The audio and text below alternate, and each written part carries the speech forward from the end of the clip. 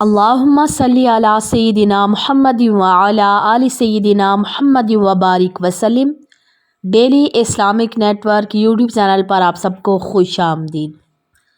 کچھ سوالات ہیں میرے پاس، تو انشاءاللہ تعالی آج کی ویڈیو میں مکمل ڈیٹیل کے ساتھ بات کریں گے۔ سب سے پہلے کہ کیا نمک زمین پر گر جائے تو قیامت کے دن اسے پلکوں سے اٹھانا پڑے گا؟ کیا کہتے ہیں اس کے بارے میں علماء کرام؟ دیکھیں، نمک رزق ہے، اور رزق کو بلا وجہ یا اپنی بے احتیاطی کی وجہ سے ضائع کرنا یہ کوئی اچھا عمل نہیں ہے، یہ برا عمل ہے۔ تو اس میں احتیاط کی جائے، چاہے وہ نمک ہو، پانی ہو، کھانا ہو، کوئی بھی چیز ہو، آپ اس کو ضائع نہ کریں۔ تو نمک کو بھی کوشش کیا جائے کہ نہ گرنے دیں، ضائع نہ کریں۔ تو جہاں پر رہی بات کہ قیامت کے دن پلکوں سے اٹھانا پڑے گا، تو ایسا کچھ نہیں ہے۔ اللہ تعالیٰ کی ہر وہ نعمت کی جس میں فضول خرچی کی جائے، جس کو ضائع کیا جائے، اس کا حساب اللہ تعالیٰ نے لینا ہے۔ لیکن پلکوں سے اٹھانا ہے، اس میں کوئی صداقت نہیں ہے، یہ صرف ایک من گھڑت باتیں ہیں۔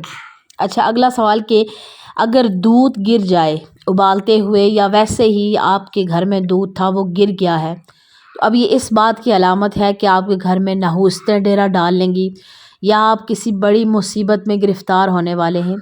اس میں کوئی سچائی نہیں ہے۔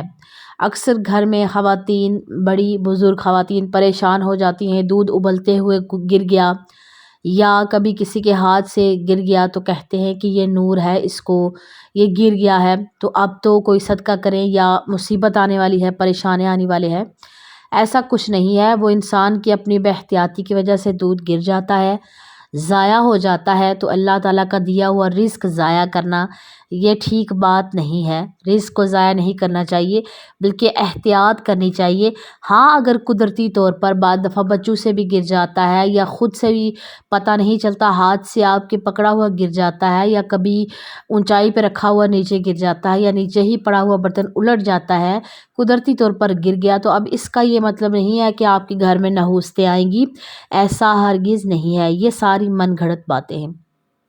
اچھا، ایک اور سوال کہ نماز میں یا ویسے ہی اکثر لوگوں کو عادت ہوتی ہے انگلیاں چٹخانا، انگلیوں کو ایسے ٹک ٹک کرتے رہنا، تو کیا یہ ٹھیک عمل ہے؟ کیا اس سے گناہ تو نہیں ہوتا؟ اکثر آپ نے سنا ہوگا کہ جن کو کچھ لوگوں کو عادت ہوتی ہے بار بار ایسے انگلیوں کو چٹکانے کی، ٹک ٹک کرنے کی، تو کیا اس سے یہ بیماری کی وجہ سے ہوتا ہے یا اس سے نحوست آتی ہے؟ تو دیکھیے کہ نماز میں تو انگلیاں چٹکانے سے نبی پاک نے سخت منع فرمایا کہ اگر کوئی انسان نماز پڑھ رہا تھا اور اس کی عادت بنی ہوئی ہے انگلیاں چٹکانے کی، اور اس نے انگلیوں کو وہ ٹک ٹک کرنا شروع کر دیا، تو اس کی نماز نہیں ہوگی۔ اور اگر نماز کے انتظار میں مسجد میں بیٹھے ہوئے سنت، اگر سنتیں کسی نے پڑھ لی ہیں اور پھر اس کے بعد نماز کے انتظار میں بیٹھ کے اور پھر عادتاً جو ہے نا وہ انگلیوں کی ٹک ٹک شروع کر دی ہے، چاہے پاؤں کی ہوں، ہاتھ کی ہوں، عادتاً، تو پھر وہ مکروہ ہے، یہ جائز نہیں ہے۔ علماء اکرام بیان فرماتے ہیں کہ نبی پاک نے سخت ناپسند فرمایا اس چیز کو۔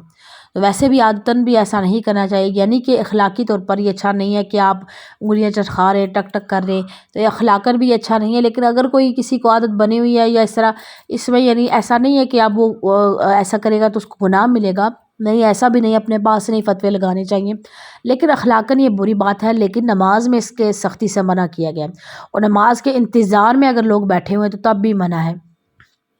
اسی طرح گھروں میں اگر اسلامی بہنیں نماز پڑھ رہی یا بعد دفعہ جائے نماز پہ آ گئے، یعنی اذان ہو رہی تھی، اذان کے ختم ہونے کا انتظار کیا، اس کے بعد نماز شروع کر، تو بیٹھ کے یا دعا مانگنے یا ذکر و اذکار بعد دفعہ بیٹھ کے اور ساتھ میں وہ انگلیاں چٹکانا شروع کر دیا، تو یہ بات ٹھیک نہیں ہے، یہ نماز کے آداب کے خلاف ہے اور یہ جائز نہیں ہے۔ تو نماز میں ایسا نہیں کرنا چاہیے۔ اچھا، ایک اور سوال کہ لوگ اکثر پریشان ہو جاتے ہیں کہ غیر مسلم کے استعمال شدہ کپڑے کیا پہننا جائز ہے؟ کیونکہ اکثر لوگ کیا کرتے ہیں کہ لنڈا بازار سے کپڑے لے کر آتے ہیں، سستے مل جاتے ہیں گرم کپڑے، تو وہ استعمال میں لاتے ہیں، تو کیا پہن سکتے ہیں؟ تو علماء کرام اس کے بارے میں کیا فرماتے ہیں؟ تو دیکھیے کہ اگر تو کسی کا دل نہ مانتا ہو کہ یار کافی لوگ ہیں، مشرک لوگ ہیں، میرا دل نہیں مانتا، تو نہ پہنیں۔ لیکن اگر کوئی غریب لوگ ہوں یعنی کہ جو افورڈ نہ کر سکتے ہوں، جیسے بچوں کے کپڑے ہیں یا بڑوں کے کپڑے ہیں، جو لوگ افورڈ نہیں کر سکتے خود لینا، تو وہ اگر ایسے کپڑے لے کر استعمال کرتے ہیں تو علماء کرام بیان فرماتے ہیں کہ بالکل جائز ہے، لیکن شرط یہ ہے کہ اس کے اوپر نجاست نہ لگی ہو۔ لیکن اگر نجاست وغیرہ ناپاکی وغیرہ نہیں لگی ظاہری طور پر، تو پھر بہتر ہے کہ آپ ان کو استعمال کر سکتے ہیں، لیکن بہتر ہے احتیاطاً دھو لیا جائے۔ دھو کر اگر آپ استعمال کریں تو زیادہ بہتر ہے، تاکہ آپ کو کوئی شک و شبہ نہ ہو کہ اس کے اوپر کوئی ناپاکی لگی تھی یا نجاست لگی تھی۔ دھو کر اچھے سے ان کو استعمال کیا جا سکتا ہے، یعنی استعمال کر سکتے ہیں۔ اچھا، ایک اور سوال کہ لوگ اکثر آپ نے دیکھا ہوگا کہ اکثر جہاں پر فوتگی ہو جاتی ہے وہاں پر کھجور کی گٹھلیاں یا تسبیح کے دانے ٹوٹ جائیں یا کوئی بھی کسی قسم کے فروٹ کی جو گٹھلیاں بچ جاتی ہیں چھوٹی چھوٹی، ان کے اوپر لوگ کلمہ پڑھتے ہیں، تو کیا یہ ٹھیک عمل ہے؟ تو دیکھیے کہ مقصد ہوتا ہے ایصال ثواب کرنا۔ جو مرحومین ہیں ان کو ایصال ثواب کیا جاتا ہے۔ اب اس میں لوگ اگر گٹھلیوں پر بیٹھ کر پڑھ رہے ہیں صرف یہ کہ یاد دہانی کے لیے کہ اچھا ہم کلمہ پڑھ رہے تھے، ہمیں یاد ہونا چاہیے، ہم نے اتنے دانے پڑھ لیے یا اتنے برتن میں لے کر ہم نے اتنے پڑھ لیے، تو یہ ٹھیک عمل ہے، اس میں کوئی قباحت نہیں ہے کہ لوگ منع کرنا شروع کر دیں کہ آپ یہ کام کیوں کر رہے ہیں، وہ کیوں کر رہے ہیں، یہ صحابہ کرام نے نہیں اس پر پڑھا، یا آپ پتھروں پر پڑھ رہے ہیں، یہ کیوں کر رہے ہیں۔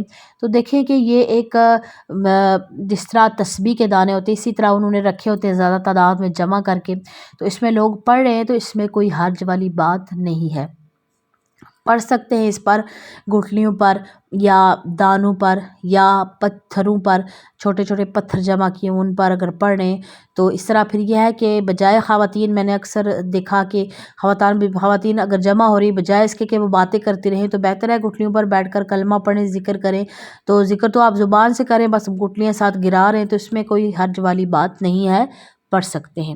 اچھا، ایک اور سوال کہ لوگ پریشان ہو جاتے ہیں کہ اچھا جو ایصال ثواب کے لیے جو کل خوانی فاتحہ خوانی کی جاتی ہے، آسان الفاظ میں ختم دلوایا جاتا ہے، تو وہ تیسرے دن یا 40ویں دن ہی کیوں دلایا جاتا ہے؟ لوگ اعتراض کرتے ہیں کہ آگے پیچھے کیوں نہیں، یہ لوگوں نے کہتے ہیں کہ نئی چیز ایجاد کر لی ہے۔ دیکھیں، یہ سوئم اور 40واں یہ لوگوں کی آسانی کے لیے ہے، لوگوں کو پتہ ہوگا کہ فلانے دن سوئم ہے، تیسرا دن ہے یا چوتھا دن ہے تو ہم کل خوانی ہے، تو لوگوں کی آسانی کے لیے لوگوں کو پتہ ہوتا ہے۔ اب اسی طرح 40ویں بھی لوگوں کو پتہ ہوتا ہے کہ 40واں ہوگا فلانے دن، لوگوں کی آسانی کے لیے، جس طرح نماز کے لیے صحابہ کرام کے دور میں اوقات مقرر نہیں تھے، اذان کے لیے اوقات مقرر نہیں تھے، نماز کے لیے ایگزیکٹ منٹس نہیں تھے، تو اب دیکھیں کہ ایگزیکٹ اسی ٹائم پر لوگوں نے ٹائم فکس کیا ہوئے۔ یہ کس وجہ سے ہے؟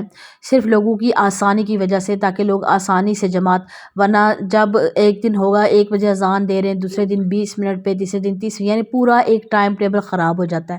اب لوگوں کو پتہ ہے کہ 1 بجے اذان ہوگی، 1:15 ہوگی، 1:30 بجے ہوگی، یعنی جتنے بجے بھی اذان ہوگی لوگ اس ٹائم تیار رہیں گے، اور امام صاحب کو بھی پتہ ہوگا کہ اتنے بجے میں نے اذان دینی ہے، وہ بھی اسی ٹائم پر مسجد میں پہنچ جائیں گے، یعنی ایک ٹائم ٹیبل۔ تو اسی طرح یہ بھی عوام کی آسانی کے لیے سوئم اور 40واں رکھ دیا جاتا ہے، تاکہ عوام کی آسانی کے لیے پتہ ہو کہ اس دن ہے اور اس دن ہے۔